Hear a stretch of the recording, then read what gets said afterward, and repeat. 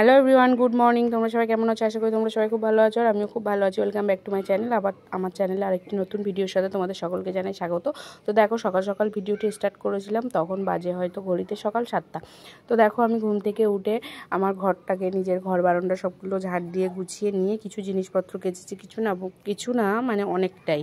তো কেন জানো, রাত্রে হচ্ছে আমার মাম্মা মানে আমার মেয়ের খুবই শরীর খারাপ ছিল। মানে ও হয়তো একটু গ্যাস মতো হয়ে গেছে, ঠিকঠাক হজম হয়নি, তার জন্য না বিছানায় বমি করে দিয়েছিল। তো তার জন্য যে বিছানায় বমি করলে কি হয়, সেই সবগুলো পরিষ্কার করতে ওর যে ছোট ছোট কাঁথা গায়ে দেয়, সেই কাঁথা বা ব্ল্যাঙ্কেট দিয়ে আমি সব মুছেছিলাম।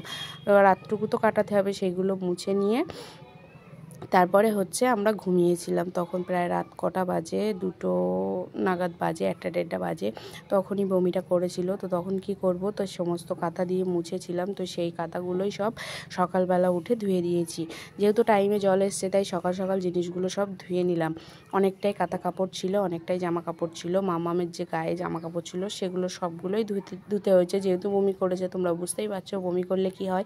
আর যেহেতু গ্যাস মতো হয়ে গেছে, মানে ঠিকঠাক হজম হয়নি, তার জন্য আমি দেখো নিচেই চলে এসেছি। এসে ওর জন্য পেঁপে আর আলু দিয়ে ভাত বসিয়ে দিয়েছি, যাতে পেঁপে খেলে পেটের জন্য তো ভালো। তো তাকে এদিকে আমি বালিশের অরগুলো সব খুলে নিয়েছি, কারণ এগুলো সব আমি পরিষ্কার করে দেব। যেহেতু বললাম না, ওই যে রাতে বমি করেছিল, সেই জন্য ওগুলো মুছে রেখেছিলাম। এখন বেডশিটটা তুলে চেঞ্জ করে নেব। তো বেডশিটটা আমি তুলে নিয়ে এখন আমি বেডশিটটা পরিষ্কার করে দেব, মানে সার্ফ দিয়ে ধুয়ে দেব। তো তার জন্যই দেখো একে একে সব বালিশের অরগুলো আমি খুলে দিয়ে বালিশগুলোকে একটু রোদ্রে দেবো। আর এদিকে বেডশিটটা আমি একটু একটু করে তুলে নিচ্ছি চারিদিক দিয়ে। এদিনই আমি বেডশিটটা পরিষ্কার করে পেতেছি, কিন্তু কি করব, এখন বড় হয়ে গেছে আর নোংরা জিনিসের উপরে শোয়াটা তো ঠিক না। তার জন্য বেডশিটটাকে ভালো করে তুলে নিলাম, যাতে একটু পরিষ্কার করে আবার পেতে দেবো।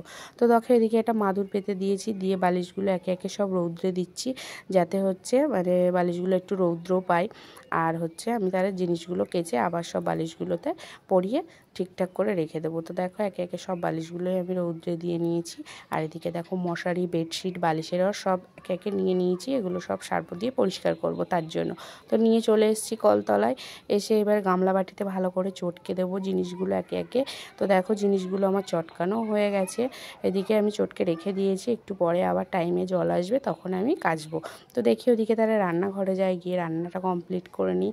জিনিসগুলো চটকানো থাক, তাহলে ভালো পরিষ্কার হবে। তো দেখো এদিকে আমি উনুনে রান্নাটাও বসিয়ে দিয়েছি, ডাল সিদ্ধ আর ভাত। এদিকে আলু কাটতে শুরু করে দিয়েছি। আজকে যেহেতু একাদশী, তাই নিরামিষ রান্না হবে, তাই এদিকে কাঁচা লঙ্কা আদা কেটে নিয়েছি, আর এদিকে আলু কুচিয়ে নিয়েছি, আর এদিকে ডালটা সিদ্ধ হচ্ছে। তো দেখো ডালটা সিদ্ধ করে নামিয়ে আমি আলুগুলোকে ভেজে নিচ্ছি। তো আলু ভাজা আর ডাল এটাই রান্না হবে। আর টমেটো আলু ভাতে দিয়েছিলাম, মানে টমেটো আলু সিদ্ধ। তো এটাই আজকে রান্না হবে। তো এটাই আজকে রান্না করেছিলাম। তো হচ্ছে সকাল সকালই মানে রান্নাটা বসিয়ে দিয়েছিলাম, যেহেতু একাদশী স্নান টান করতে হবে। তারপরে একাদশী মা পুজোটা করছিল, তো আমি হচ্ছে রান্নাটা কমপ্লিট করলাম। তো দেখো এদিকে ডাল রান্না আমার কমপ্লিট হয়ে গেছে, এদিকে আলু ভাজাটাও হয়ে গেছে। আর এদিকে টাইমে জল এসেছিলো, যে সময় জামাকাপড়গুলো কাচছিলাম সেই সময় আর ভিডিও করতে পারিনি। তো জামাকাপড়গুলো কেচে আমার সব ধোয়া হয়ে গেছে। এবার আমি স্নান করব, করে আমি হচ্ছে ওপরে গিয়ে জিনিসগুলো মেলে দেব। তো দেখো আমি তাহলে স্নান করে নিই। তো স্নান করে আমি চলে এসেছি উপরে। এসে আমি ড্রেসটাকে চেঞ্জ করে নিয়েছি, নিয়ে সমস্ত জিনিস একে একে মেলে দিয়ে নিচ্ছি। যেহেতু হচ্ছে অনেকটাই জিনিস তোমরা দেখেছিলে, আর কিছু জিনিস ছিল মানে বেডশিট বালিশের আর এগুলো তো দিয়েছি, আর সঙ্গে হচ্ছে ঠান্ডাটা কমে গেছে, তার জন্য তোমাদের দাদাভাইয়ের কয়েকটা সোয়েটার টুপি ছিল, সেগুলো কেচে দিয়েছি। আর সকালের যে কাঁথা কাপড়গুলো ছিল, সেগুলো একে একে সব ভাঁজ করে নিচ্ছি। যেহেতু হচ্ছে রৌদ্র দিয়েছিল সকাল থেকে, তার জন্য সব শুকিয়ে গেছে, তাই একে একে আমি সব ভাঁজ করে নিচ্ছি। আর ভিজে জিনিসগুলো একে একে সব আমি মেলে দিয়ে নিয়েছি। তো তখন কটা বাজে, তখন ঘড়িতে প্রায় 12:30 একটা বেজে গেছে। ওদিকে মা পুজোটা করে নিয়েছে, নিয়ে হচ্ছে একাদশীর প্রসাদগুলো সব বানিয়ে নিয়েছে। তো সেগুলো আমি আর ভিডিওতে ক্যাপচার করতে পারিনি, যেহেতু আমি এদিকে কাজের মধ্যে ছিলাম, তার জন্য। তো দেখো এদিকে হচ্ছে সব আমার কাচা হয়ে গেছে। এই যে বেডশিট দুটো, আর হচ্ছে ওদিকে বালিশের অর, আর হচ্ছে টুপি, সোয়েটার, গেঞ্জি, জামা কাপড় সব কিছুই আমি কেচে এদিকে সব মেলে দিয়েছি। তো তখনও রৌদ্র ছিল মোটামুটি। তো যেগুলো আমার দরকার সেগুলো রৌদ্রের দিকে মেলে দিয়েছি, আর যেগুলো দরকার নেই সেগুলো ভিতরেই মেলেছি, কালকে শুকাবে, কোনো অসুবিধা নেই। আর যেগুলো হচ্ছে শুকিয়ে গেছে সেগুলো আমি একে একে সব ভাঁজ করে নিয়েছি। যে মামামের প্যান্ট জামা, এদিকে তোমাদের দাদা ভাইয়ের কিছু গেঞ্জি ছিল, আর এদিকে কাঁথা কাপড় ছিল যেগুলো বলছিলাম, সেগুলো সব একে একে ভাঁজ করে নিয়েছি। এবার আমি এগুলো নিয়ে নিচেই যাব, গিয়ে হচ্ছে যেখানকার জিনিস সেখানে গুছিয়ে রাখবো। তো দেখো একে একে গেঞ্জি টেঞ্জি সব আমি গুছিয়ে রেখে দেবো। আর এদিকে হচ্ছে মামামের কাঁথাগুলো বিছানাতে গুছিয়ে নেব। তো তারপরে চলে এসেছি ভাত দিতে, যেহেতু দুপুর হয়ে গেছিলো, বাবাদের স্নান করা হয়ে গেছিলো, তাই জেঠু বাবা আর তোমাদের দাদাভাই ভাত খাবে, আর মামামকে মা ভাত খাইয়ে দিয়েছে। যেহেতু ওর শরীরটা ভালো না, অল্প করেই ভাত খেয়েছিল, সেটা মা খাইয়ে দিয়েছে। তো তারপরে দেখো সব জিনিস গুছিয়ে আমি চলে এসেছি, মানে বাবাদের খেতে দিয়ে আমি চলে এসেছি বেডশিটটা গোছানোর জন্য। কারণ বাবাদের হচ্ছে ভাত খাওয়ার পরে তোমাদের দাদাভাই একটু শোবে, তার জন্য বিছানাটাকে গুছিয়ে রেডি করে দিচ্ছি, না হলে তো শুতে পারবে না ওই খালি বিছানার ওপরে। তো এই বেডশিটটাই এখনও পাচ্ছি। এটা হচ্ছে জানো তো আমার হচ্ছে বিয়ের বেডশিট, মানে আমার বিয়েতে আমার বাবা মা দিয়েছিল এই বেডশিটটা দিয়েছিল, আর একটা সুতির বেডশিট দিয়েছিল। তো সুতির বেডশিটটা ছিঁড়ে গেছে, যেহেতু 5-6 বছর হয়ে গেছে। আর হচ্ছে এই ভেলভেটের বেডশিটটা এখনও আছে, এটা একটু ঠান্ডা কাল আসলে তখনই পাতা হয়, গরমকালে খুব একটা ব্যবহার করা হয় না। কারণ গরমকালে এটা ব্যবহার করলে এটা মানে এটাতে শোয়া যায় না, গায়ে গরম লাগে, তার জন্য সুতির বেডশিটই পাতা হয়। তো এখনও হালকা হালকা ঠান্ডা আছে, তার জন্য এই বেডশিটটাই এখনও পেতে দিলাম। তো এটাতেই হচ্ছে আপাতত থাক, তারপরে অন্য বেডশিট আবার পরে পেতে দেবো। তো বেডশিট তো চেঞ্জ করতেই হয় 10-15 দিন পর। তো তারপরে দেখো বালিশগুলোকে সব রোদ থেকে তুলে নিয়ে এসে বালিশে বেডশিটগুলো সব মানে বালিশের অরগুলো সব একে একে আমি পরিয়ে নিচ্ছি। তো বিছানাটা গোছানো ছিল না তখন কেমন লাগছিলো, এখন গোছানোর পরে কেমন লাগবে সেটা অবশ্যই তোমরা মানে কমেন্ট করে জানিও।